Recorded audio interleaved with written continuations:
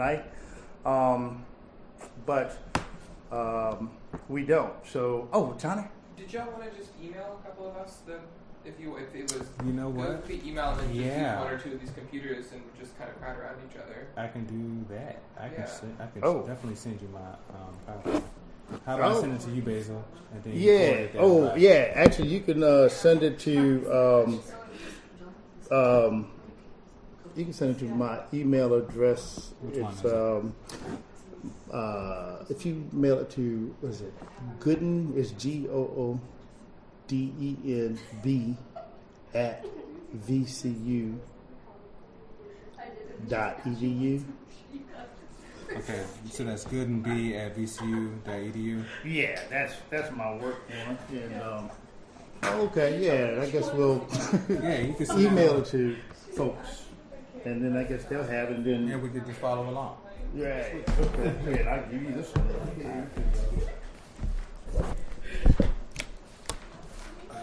I sent it by my phone. You can go ahead and forward it to. Okay, that's I hope it went through.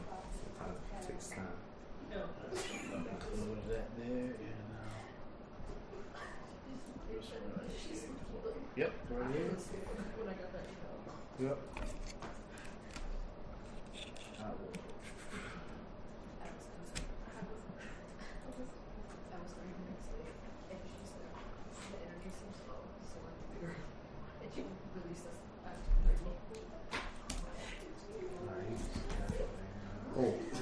Oh, real good.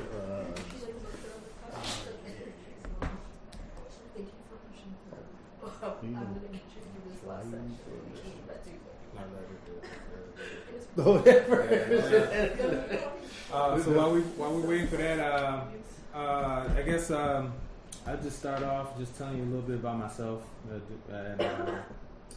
when the PowerPoint stuff uploads, then we can jump into that. I'm Deron Chavis. I have been involved in urban ag work in the city since 2008.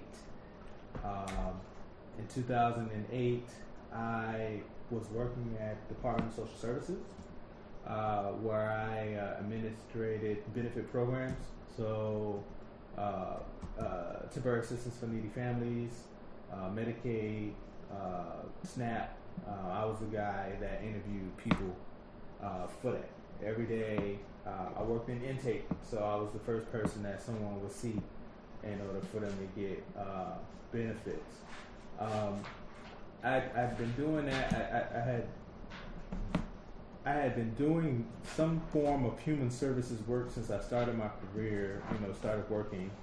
My first job was at the Black History Museum and Cultural Center of Virginia, and I worked there as a museum coordinator. I started off as a volunteer, and I worried them until they finally gave me a job. So I worked there for a year, and the year I worked there, the museum did not have enough money to do its annual jazz concert. So I asked them if I could do an event in the back parking lot instead. And that event was an event called Happily Natural Day that we started in 2003.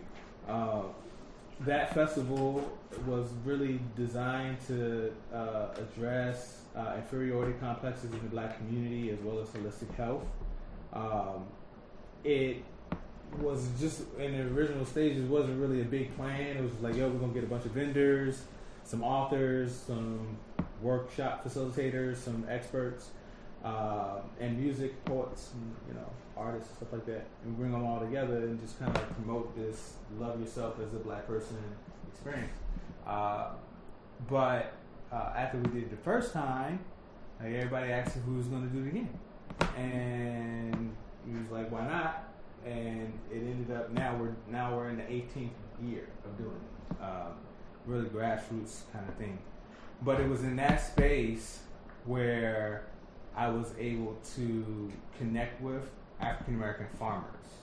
So the festival drew people across the spectrum of Blackness, all different types of iterations of what it means to be and do and practice kind of like liberatory politics, radical left or even folks that were deeply rooted in conservation and agriculture.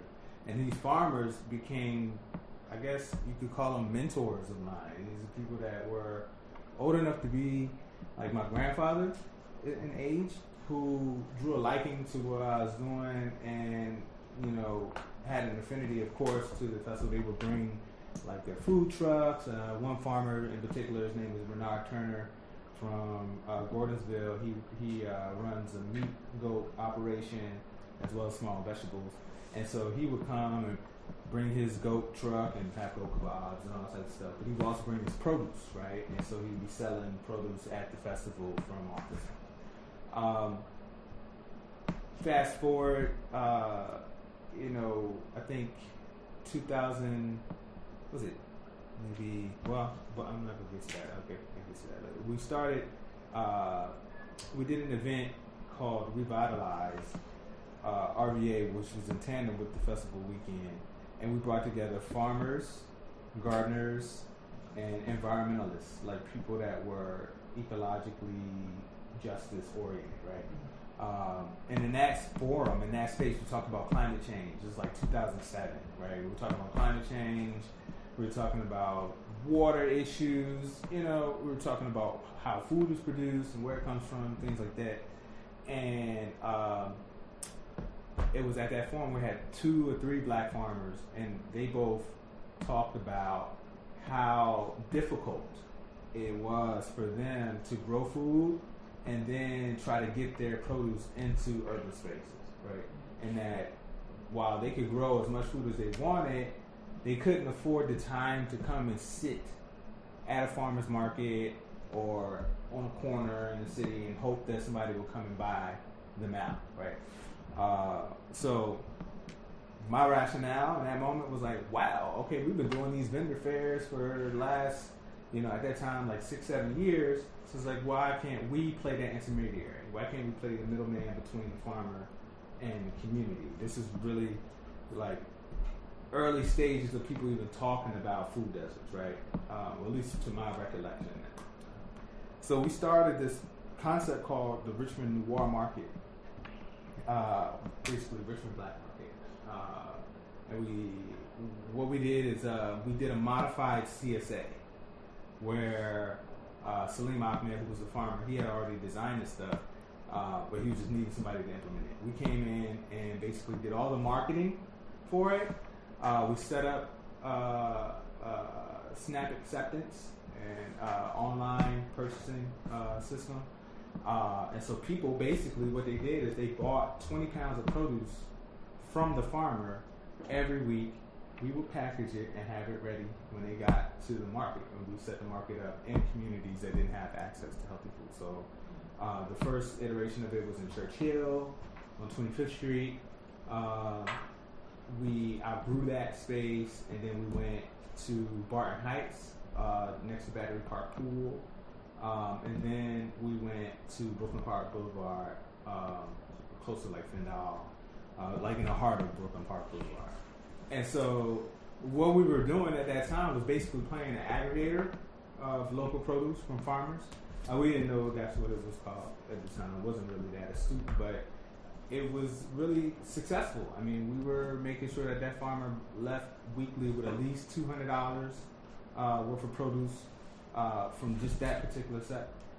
Everything from watermelons to, you know, all your, you know, usual suspects, root vegetables and kale and squash and all this type of stuff. On occasion, we might have stuff like apples and peaches you might get from somebody else, and then we, you know, distribute that as well. But it was in those Saturdays where we would, you know, do the market. We would also just kind of like have it open so people can just buy whatever they want to buy.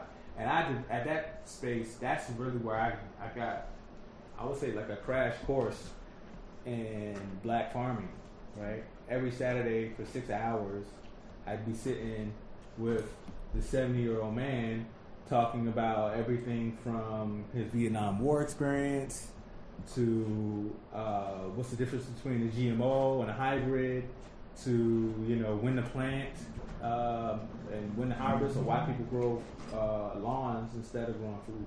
And it was really, for me, probably one of the most pivotal life experiences that I've ever had in terms of like proximity to someone that was an elder that wasn't my biological grandparent or something like that. This is like somebody that was giving me game from just out the kindness of his heart and just in love with the idea of just sharing. And so we did that from 2008 until 2012.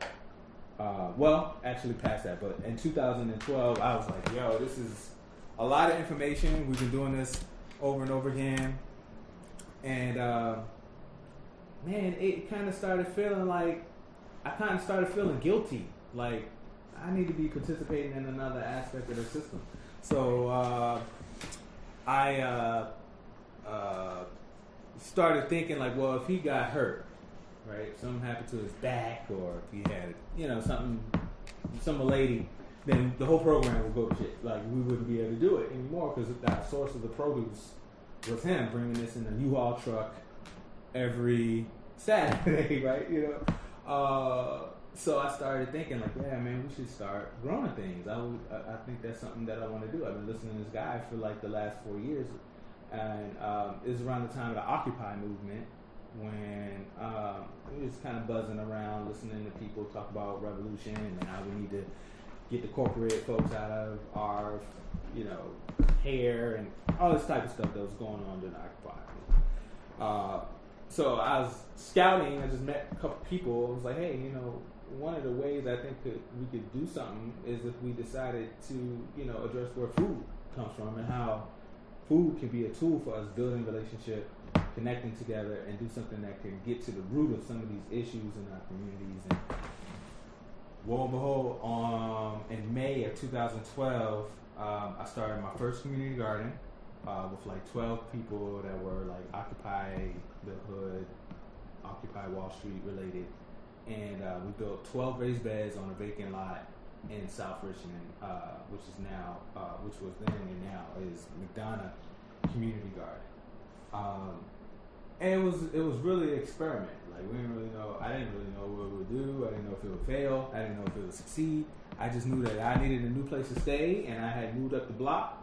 And I was like, well, I know for a fact that I'll be around. I don't know, if whoever else would. So after we started the garden, that's exactly what happened. I'd be out there Wednesday nights, weeknights, Saturdays with my kids, stuff like that, and we plant stuff, and people from the community ask questions, and it just evolved into now. I think there's 30 raised beds, something like maybe like 25 fruit trees, and a bunch of pollinator garden areas. There's a water line that's been hooked up to the space. Community garden. People lease plots at it now. When we first started, that wasn't the case. It was just whoever wanted to grow stuff. And it also has now like a space for shade and etc.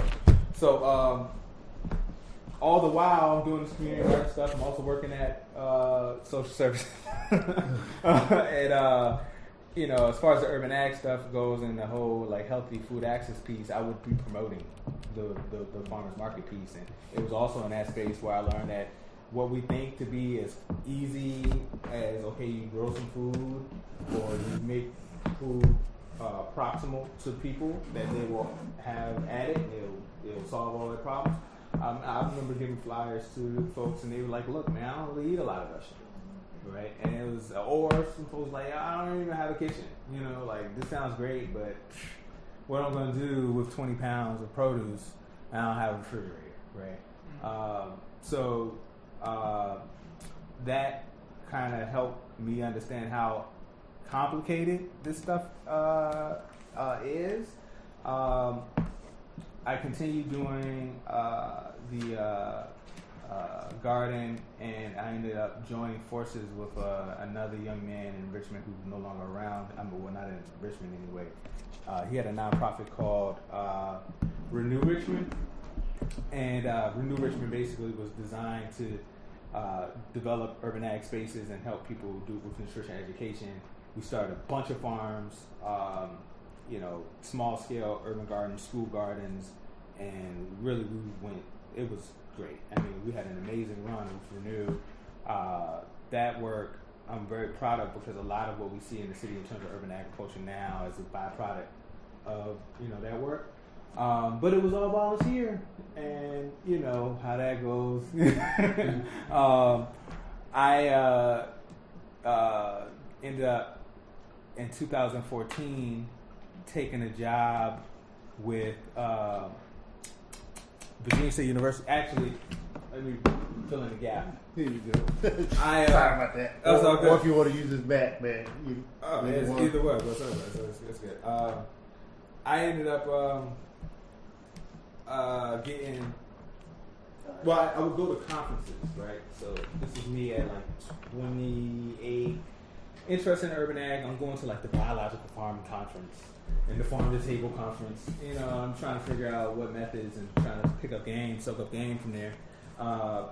And I met Dr. Marcus Comer, who is a professor at Virginia State University, who had just gotten a grant from the USDA for $3 million, I think it was. I can't remember. I think it was something like $3 million. It was a NIFA grant, National Institute of Food and Agriculture, to design a sustainable urban food system, right? And when I met him, I was like, yo, I love what you're talking about. I don't know jack about aquaponics or indoor farming, but I'm your man. Like, I'm trying to tap into what you got going on. Like, let me get your number. Let's stay in contact. And we did. I told him about all the work we had already been doing in the community, and he offered me a job as the project director for the indoor farm. When I got the job, there was no indoor farm. There was just a grant proposal and a vision of what it could be. A place hadn't even been secured. And so I moved into Petersburg and started working with the local municipality to try to identify some spaces. We found a space, an old YMCA, that the city gave to Virginia State to do the project. What we ended up doing is taking the gym floor of that building and stripping it of all of its rug and rubbery whatever. I mean, literally stripping it, like bringing in one of those things and stripping it of the basketball floor. And we built aquaponic systems, vertical towers, aeroponic tables, flood and drain buckets, and we built a dock door, and we put solar power on the roof, and built a commercial kitchen in the back, and put in cold storage on the side, and turned outdoor lots into urban farms and orchards and vineyards and composting spaces. It's probably the most advanced type of work in urban ag that I ever had a chance to do, and I was blessed to be able to like immerse myself intimately into like the different techniques of growing in an urban space. And it also showed me what can happen when communities have access to capital. Like if there was monies on the table, like we could have done that in any place, and it really, it was a huge impact for the community. Literally people across the street, drug issues, homelessness issues, people were coming to the program, getting produce and growing food, and we were giving away tilapia and all types of stuff. So it was really fascinating work. But I was working part-time for the university, so again, this job piece might come up again. So I ended up being like, well, guys, I love this. I'm having an amazing time, but, I need health insurance. My kids need health insurance too. This part-time thing ain't really cracking. I'm, 30 plus. I can't be rolling around here without, some job security. So what y'all trying to do? Y'all gonna hire me full-time or not? And they were like, and they wiggled and squirmed, and I ended up applying for a job with Louisiana Botanical Garden, and that's where I'll start the presentation. I serve as community engagement manager at Louisiana Botanical Garden. Louisiana Botanical Garden is it's an 80-acre botanical garden. It's 50 acres under development. It's only 36 years old. It was founded back in, I think, 1984 or something like that.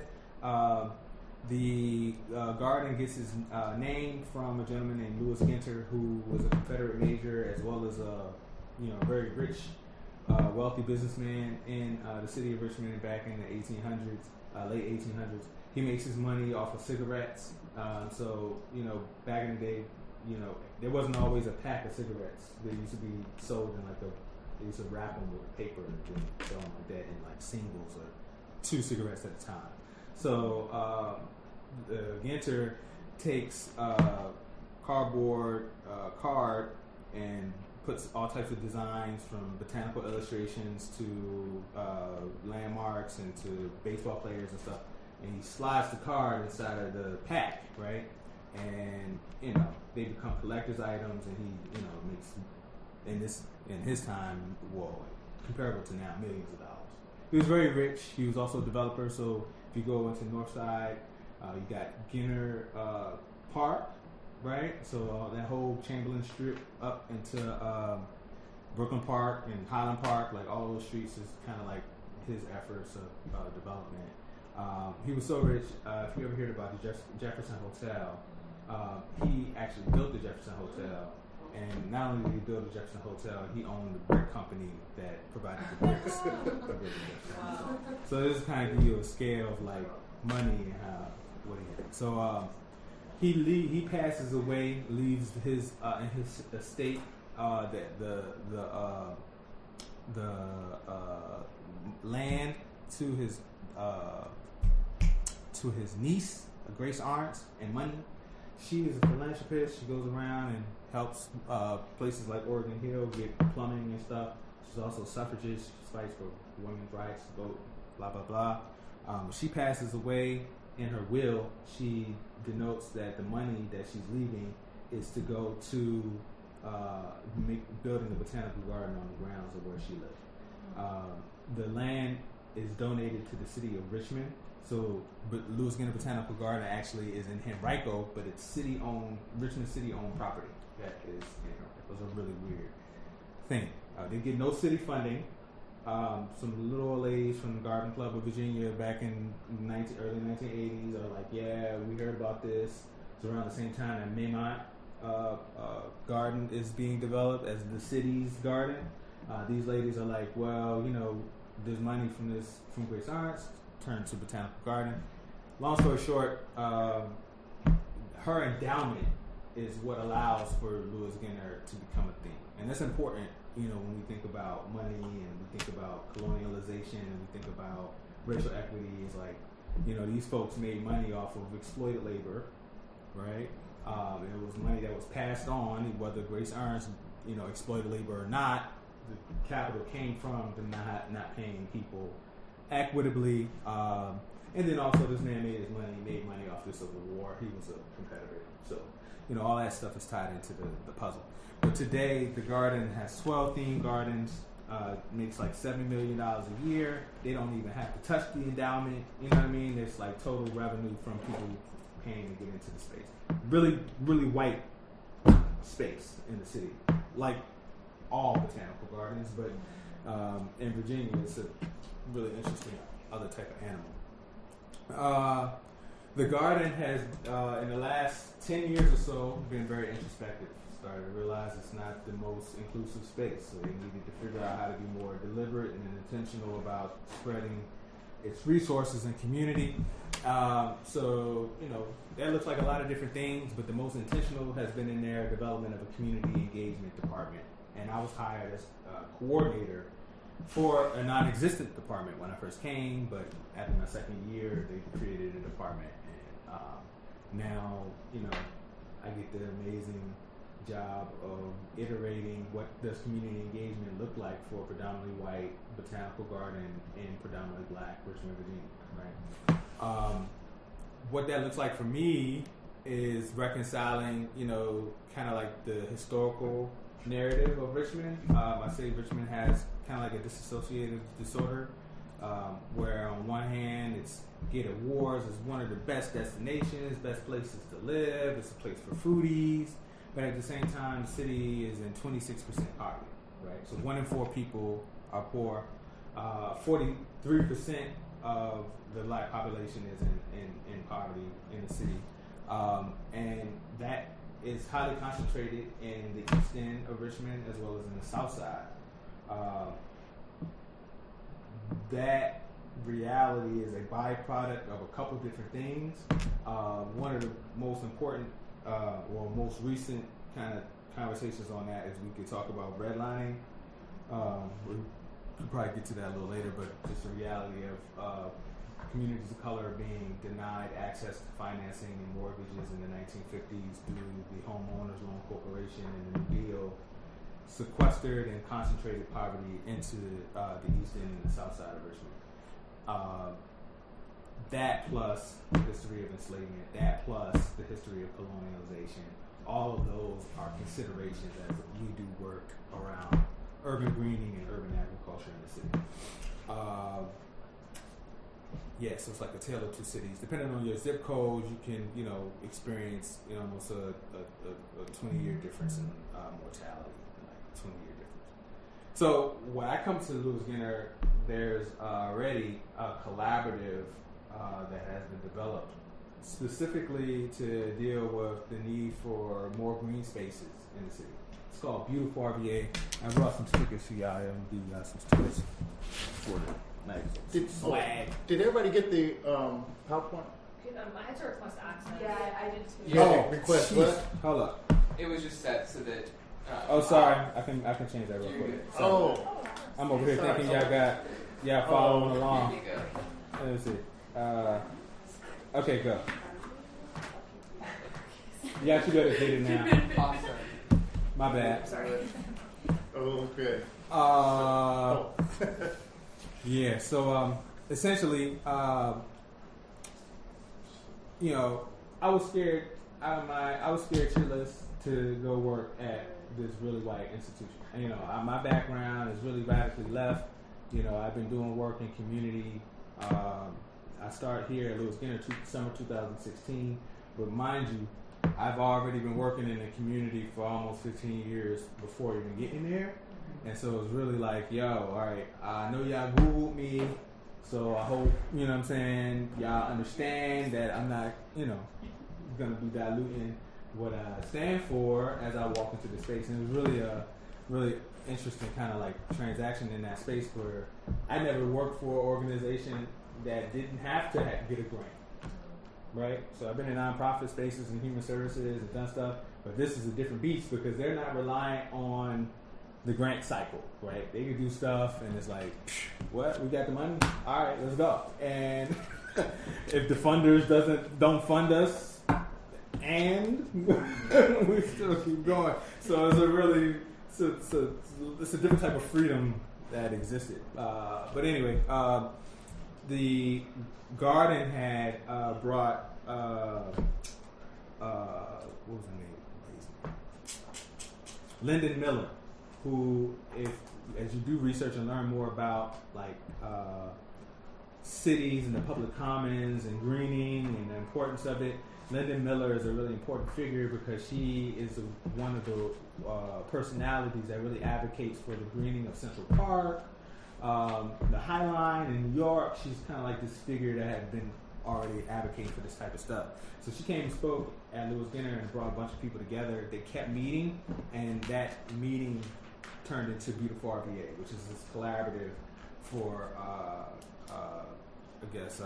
creating more green spaces. This is really a collective impact thing. If you Google collaboration for collective impact, there's a whole field of study about how you can create these quasi-organizational, they're not really organizations, they're more like partnerships and across sectors and different organizations. They all have like shared values, goals, measurement systems, and then there's a backbone organization that kind of helps the engine stay together. So Beautiful RVA is that collaborative, but Lewis Ginter took on its role as being the engine for that. So I walked into a space where there was already people ready to partner, and I already had my own relationships in community. So bringing those two things together turned into a couple different things. The first was the Ginter Urban Gardener Program, and this is really where. All right. And then also you would also talk about the event that's coming up on the 22nd at Beautiful RVA that Kinsey, actually, thanks for bringing it. Yeah, so the Beautiful RVA space is one where we convene these partners and people to talk about different issues in the community. When I got there, one of the first things I said is, all right, well, if we're going to be convening around racial equity. And so we started bringing in different personalities to talk about what racial equity and food look like. How do those spaces intersect? So we brought in Malika Keeney from the Detroit Black Food Security Network, who's highlighted in the book Freedom Farmers. He was one of the first people we brought down to talk about the importance of self-determination, just the roots of inequity as it pertains to agriculture in this country, starting from like indigenous people having their land taken from them and being sequestered onto reservations and genocided, up to the USDA discriminating against black farmers and the subsequent land loss as a result of that discrimination, and even up to contemporary realities of communities like Detroit iterating around urban agriculture, but the nonprofit industrial complex kind of sequestering black agency from opportunities for funding in that space, but making it very accessible for white-led organizations to come in, get the money, and spin a narrative that they were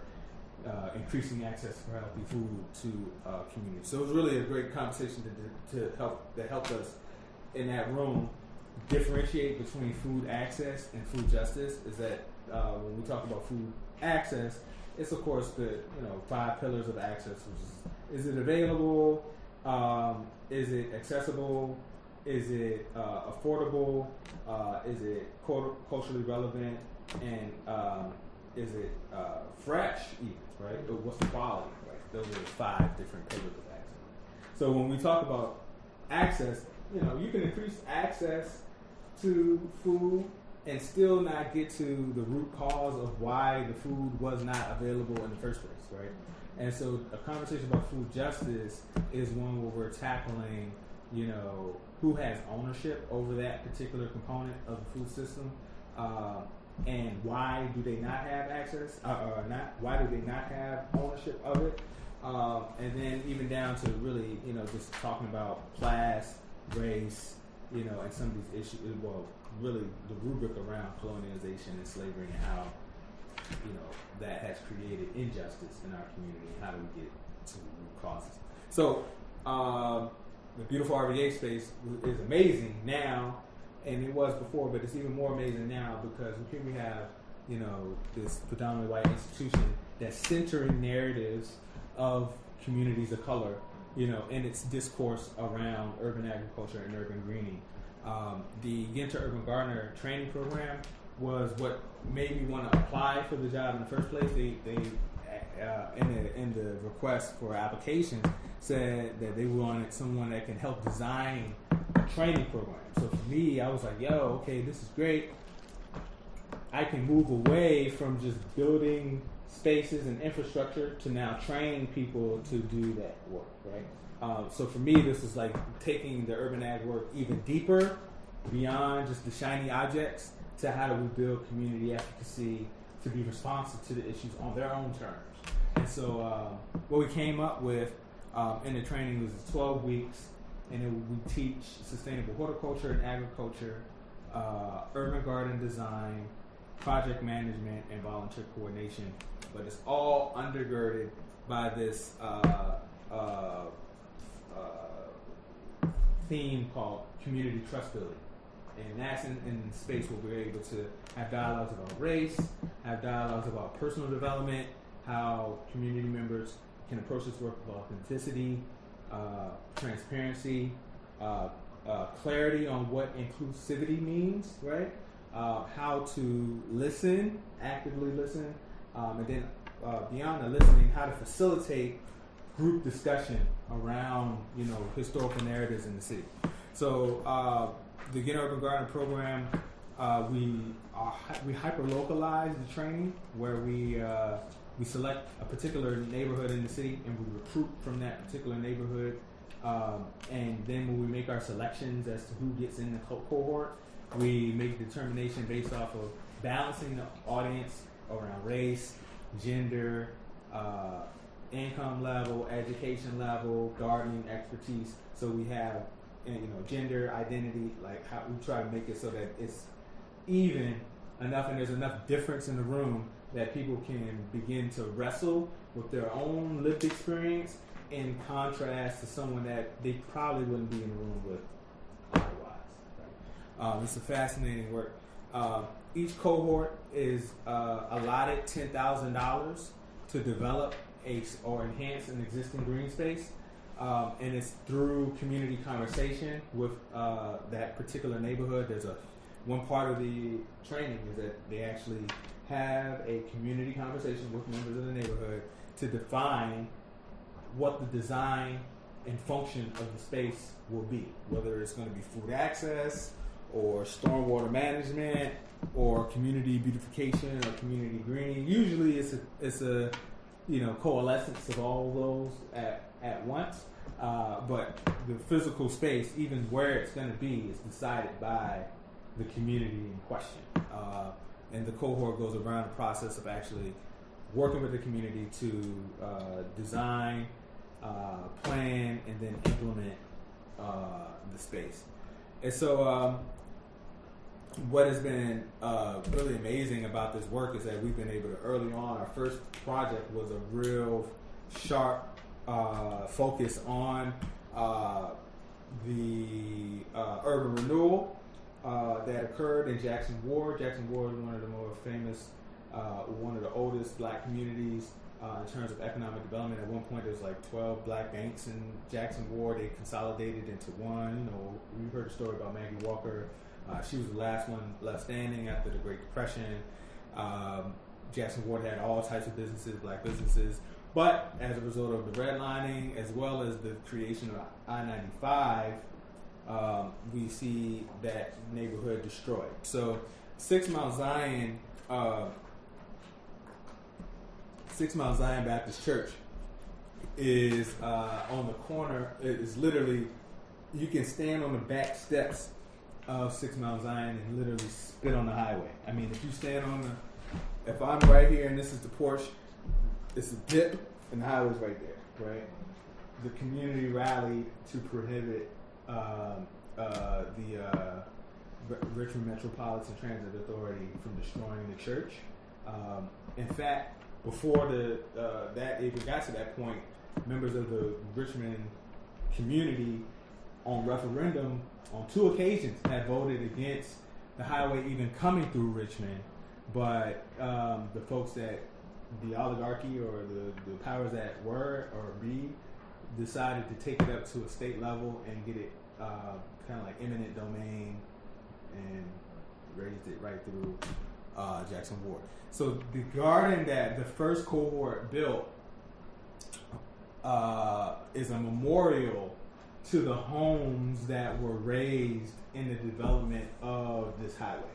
So the 6 Mile Zion Garden, it's 12 raised beds, I think 6 fruit trees, and some shrubs in the pathway that winds through it.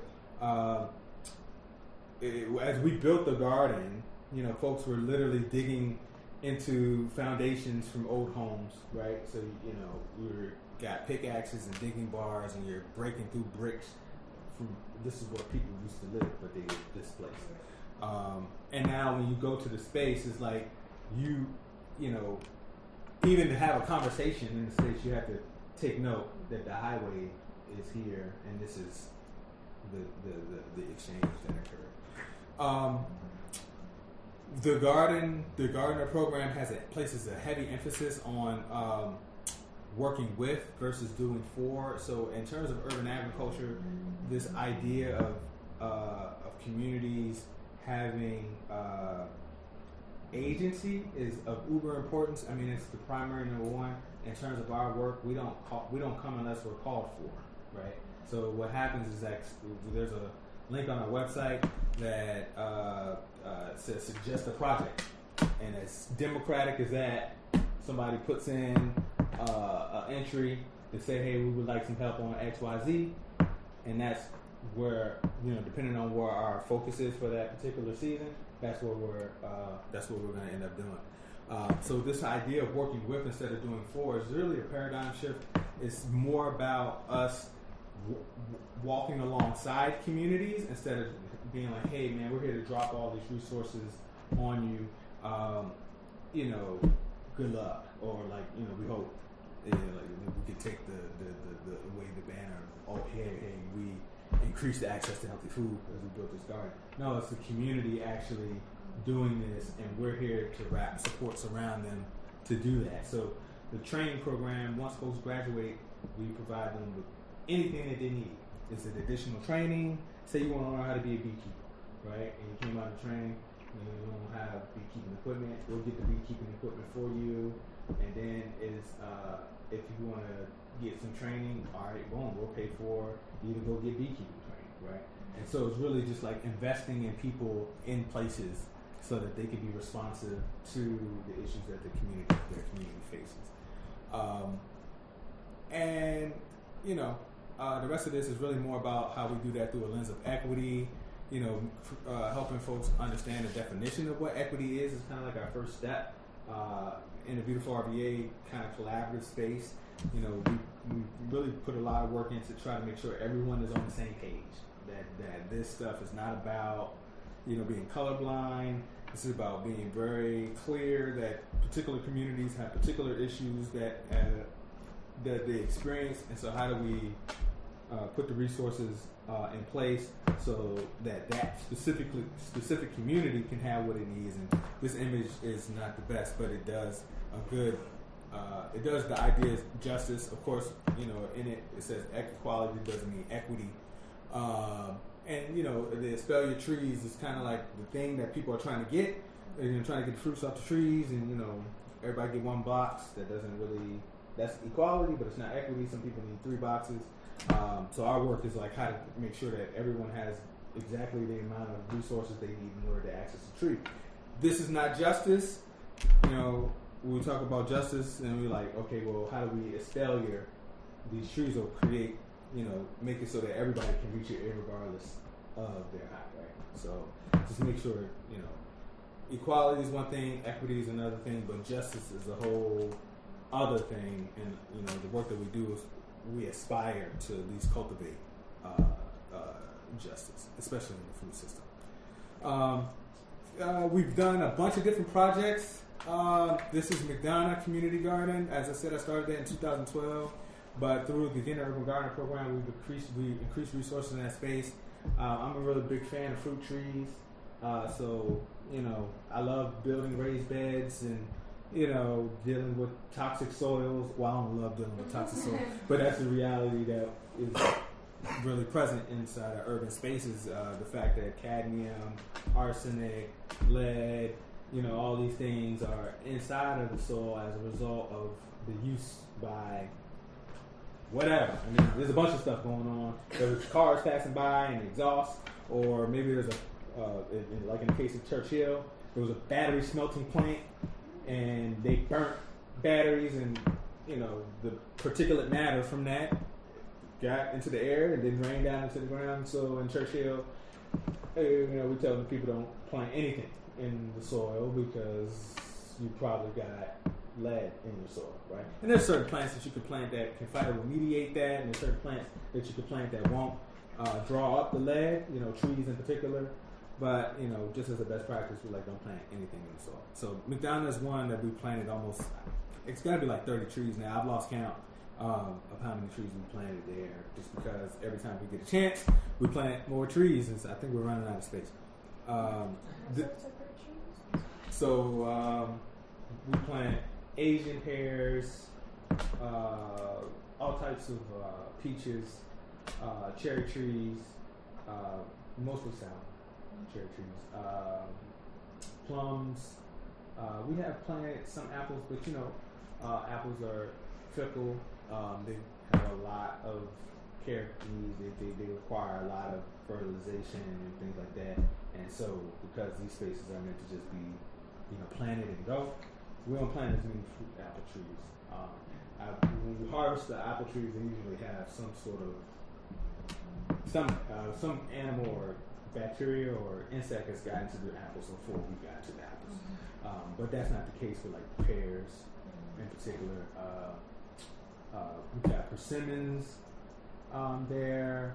We've got blackberries, raspberries, nectarines, goji berries, gloomy berries. There's a grapevine, blueberries, and last season we planted pomegranates. So really plays a big emphasis on the fruit part. We've done stuff with corporate folks. Stone Brewery planted a bunch of pecans and walnut trees as well as some fruit trees. In Gilpin Court, at the Gilpin Community Farm, we planted 18 fruit trees and built several raised beds. I don't know what happened to that image, but it's all good. Then it's important to just kind of be aware of what all goes into doing this work. It's not divorced from the politics of our day to day. Of course, race, internal racism, external racism, institutional stuff, internalized stuff, biases, privilege, all that stuff is interwoven into the work. So that's really the challenge of navigating. But I mean, that's what makes it worth for doing, is because we can really try to detox from some of this stuff. We work towards engaging and empowering community. So engaging community is like, okay, hey, I got the survey for you. Can you tell me what it is that you want to see happen? And you give me the survey back. You might not hear from me again. Maybe you might hear back from me. But when you empower communities, it's like, okay, hey, here's the shovel, right? Seeds is the plant material, right? I've engaged you, but I've also given you the things that you need in order to do the work. So that's what we envision as, the equation for equity. It's like engaging communities and then empowering them with the resources that they need in order for them to fulfill their desires. Also gathering data. I don't want to take too much time. You let me know when I need to. Oh, okay. Speak this up. We maybe about 5.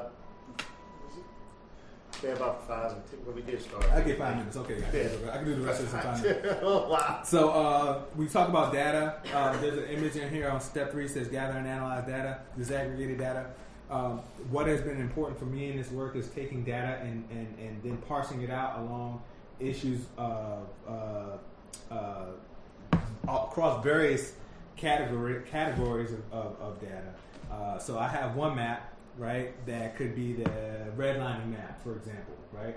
And then taking the map from USDA, ERS that identifies where food access is, overlaying those two maps, and then being able to see, okay, well, there's a correlation between what neighborhoods that were redlined and what areas have access to healthy food. And I put another map to try to identify what demographics in those communities are, like where black people are, where white people are, where Latinx communities are, and then put another map over top of that says where are the trees, where are the urban heat islands, where's the impervious surface, where are people experiencing diabetes, all that stuff helps me pinpoint exactly where we need to be in terms of the program and the work that we're doing, and then also helps us understand how we're pushing the needle forward in terms of building equity in communities. And we do that by also asking the right questions, really doing the systems analysis of what's the root cause of this stuff. That's really the most important element of the work, is like, okay, how did it come to be like this in this community?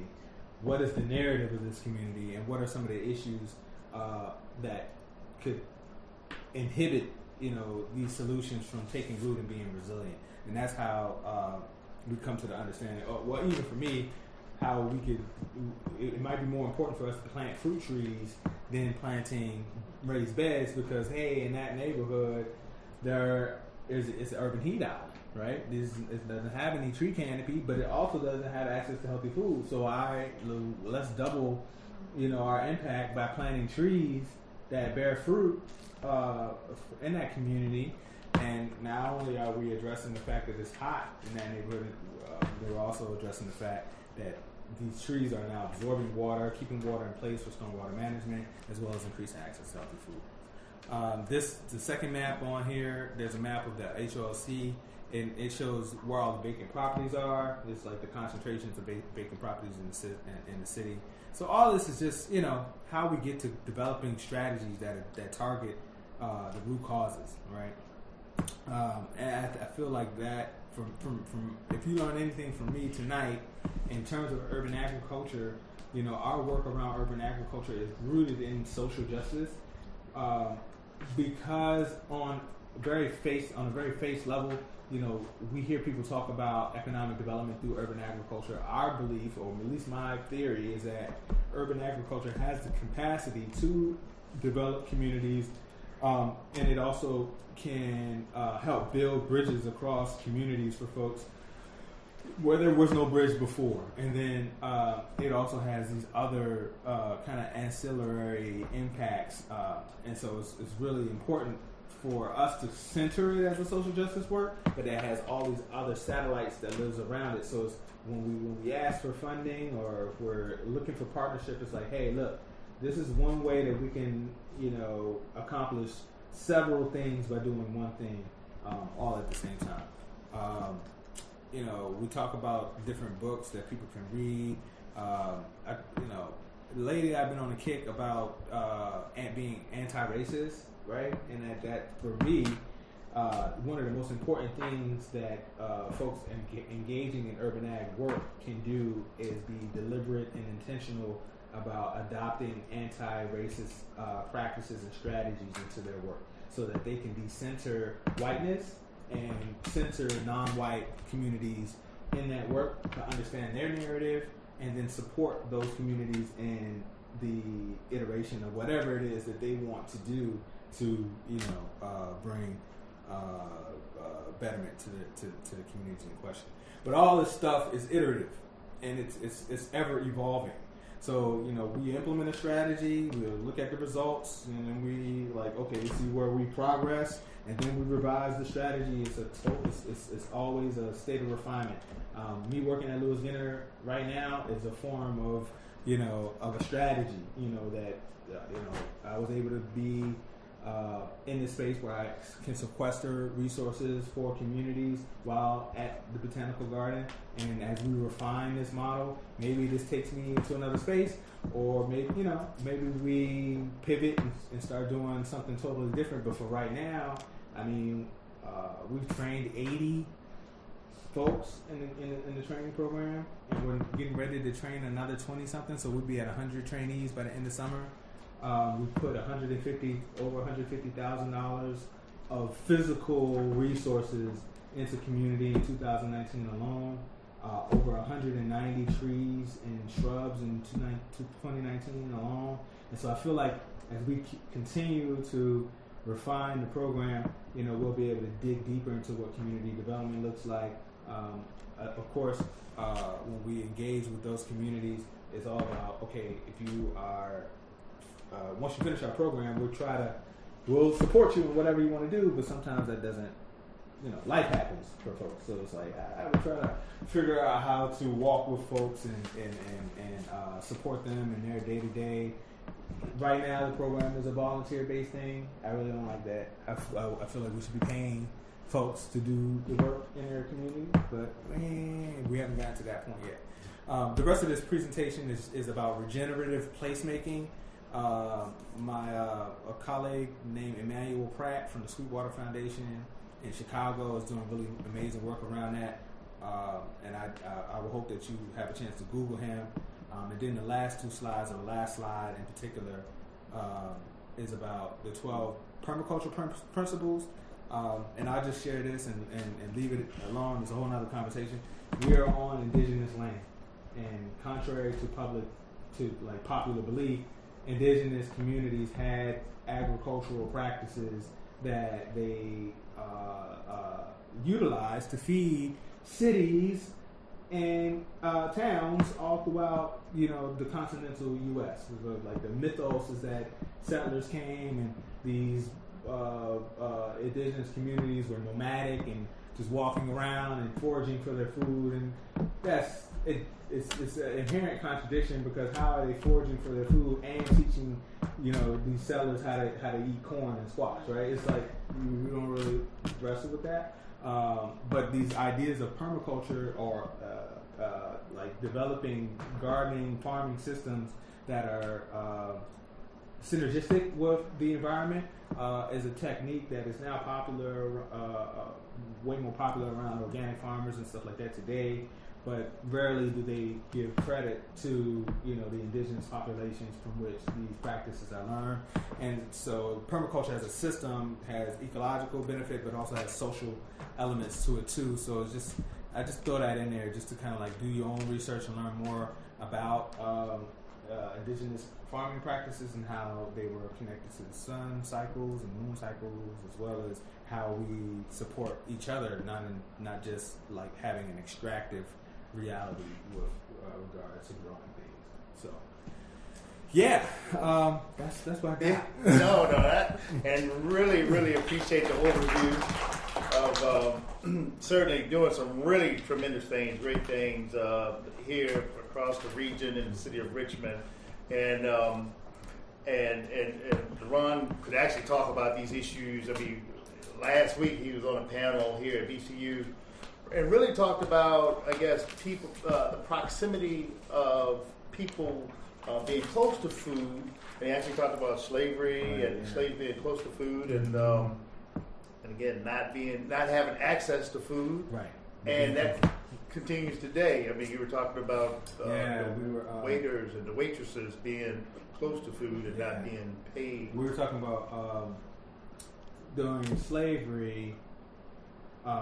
Lenny Sorensen, who's a really important personality who talks about Southern foodways. She talks about how on plantations like this illusion of abundance was crafted, where every day 3-course meals were being served to plantation owners, and they had guests. So it was like they're feeding like 12 people a day, breakfast, lunch, and dinner. But these are enslaved hands that are cooking all of this food, right? And so it's to me, like when we talk about access, like in proximity, like what was more proximate than you're the one that's cooking the food, but you didn't have access to it, right? So you could cook it, you could grow it, but you couldn't eat it. You know what I mean? And then when you fast forward it to today, when you think about our food service, folks, the people that our waiters, our cafeteria workers, our cooks, to some degree even our chefs, it's like they're not getting paid, living wages. So, you go to a restaurant today and the person that's serving your food don't even get paid minimum wage, right? But they get tips, hopefully, you know what I mean? And they're proximate to the food that they're serving, but when they go home, they have to struggle, you know what I'm saying, to feed their family. So the same issues of access from then exist today, and it's just important to kind of like remember just how those dynamics play out, for people. You know what I mean? So it's like you can have a grocery store, and it can be proximate, but can you afford to purchase? I could live right across the street. Well, maybe not. I would probably live a couple blocks from the Whole Foods, right? But can I afford the Whole Foods? So on the map, it says I have access. But when I go into Whole Foods, I might buy 1 or 2 items. Kroger's, and then I'm out back. So these are some of the, and then especially as students, right? Like you all can't even, as full-time students, you can't even access SNAP. So you live right across the street from a Kroger, or was it? Yeah, it's a Kroger right over here off of the party, right?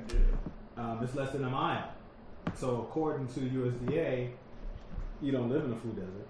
But the fact that you can't accept SNAP, you can't get SNAP benefits because you're a full-time student, also means that you're food insecure. The only time you can eat is if you got a meal plan and you can go to the cafeteria, or maybe you got some rand bucks and you can go spend it at one of these restaurants. And if you're spending it at the restaurant, it's not exactly like that's helping our food system. Or even you, as in terms of like, processed food and all that type of stuff. So yeah, it's always being in mind, keeping that type of stuff in mind is important. It's very complex. So again, thank you so much, Deron, for being here. Yeah. And Deron actually is very modest. I mean, he was the 2017 Richmond Times-Dispatch Person of the Year here for his advocacy. You can see his TED Talk actually on TED RVA. He's been around the country really addressing some of these very, very critical issues in these communities. And so thanks for sharing your knowledge with us. And then also the USDA, racism in USDA. Did you mention that? A little bit, but I didn't really dig into it. Oh, okay. But if you all... So I did register, and I think some of us registered to go to this. So I'll send it to you. We're on Saturday. We're holding a talk. Chantel Bingham from Charlottesville. She's the Charlottesville Food Justice Network director. She does an amazing presentation on race and racism in U.S. agriculture. So she takes it all the way back to, the settling of this country, and brings it forward to 2000 and now how racism has inflected upon black people in agriculture.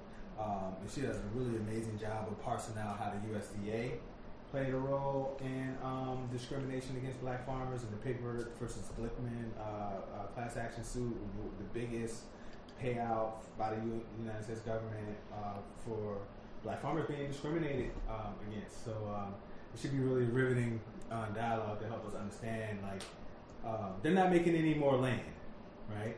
Like that's the one of the most finite resources we have on the planet. And there's been concerted efforts to take land away from non-white communities. And what does that mean when we talk about food security? You know what I mean? If you don't have access to land, how do you grow food for your community? How do you participate equitably in the food system if you don't even have the land access to begin to do that type of thing? So I think it's going to be an important conversation. Sure. And hopefully it'll help other folks that are peeking into this realm understand that there's some big macro level stuff that we need to be addressing in our federal policy, and even on our state and city level. Like, how can we iterate work that can help, untangle some of this stuff? It's really important. Yep. So again, thank you so much, Deron, for being here. And we're going to take a very small break.